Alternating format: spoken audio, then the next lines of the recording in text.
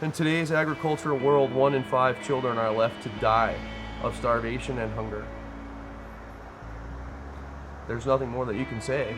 That is an actual fact. That is how our world is working, even with these massive agricultural engines that we've put into play.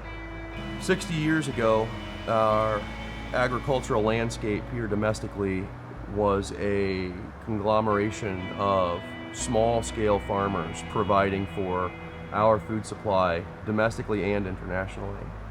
What has happened over the course of time is that our large-scale agricultural producers have begun to squeeze out for profit exactly what made agriculture such a wonderful system here in the United States.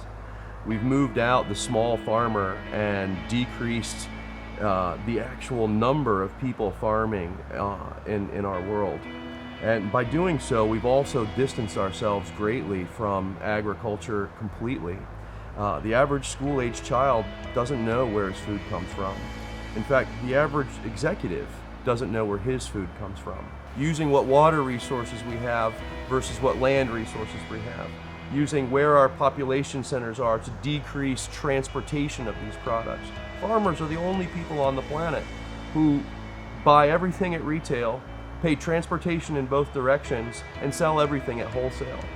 Eliminating that will assist us in increasing the profitability of our local farmer and making that program not only agriculturally sustainable, but also economically sustainable. Translating agricultural sustainability into an agroeconomic program has global impact.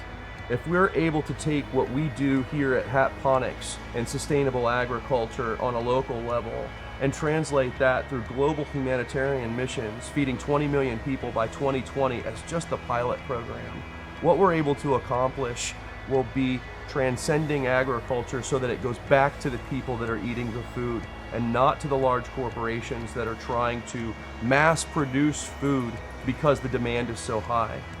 Aisle 7 is not our answer. It should be our backyard. It should be our local farmer. It should be our producers that we know because we want to know our food just as they want to know their client. The large-scale agribusinesses have pushed these out, and it's only through mere economics. Nothing that they've done wrong, only that they followed what capitalism has made possible and made a necessary evil to produce enough food for the people on our planet.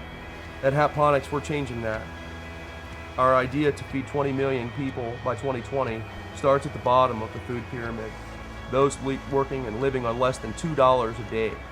If we are to remove the civilized world, and I'd say the developed nations that we classify along those lines, that number actually increases to 3 out of 5 children will suffer from hunger and 2 out of 5 children will die, just by removing the agricultural engines themselves. Often I'm asked why we do what we do here at HATponics, and why is because the nation and the world as a whole needs to be able to feed itself more effectively. We're leaving too many people behind.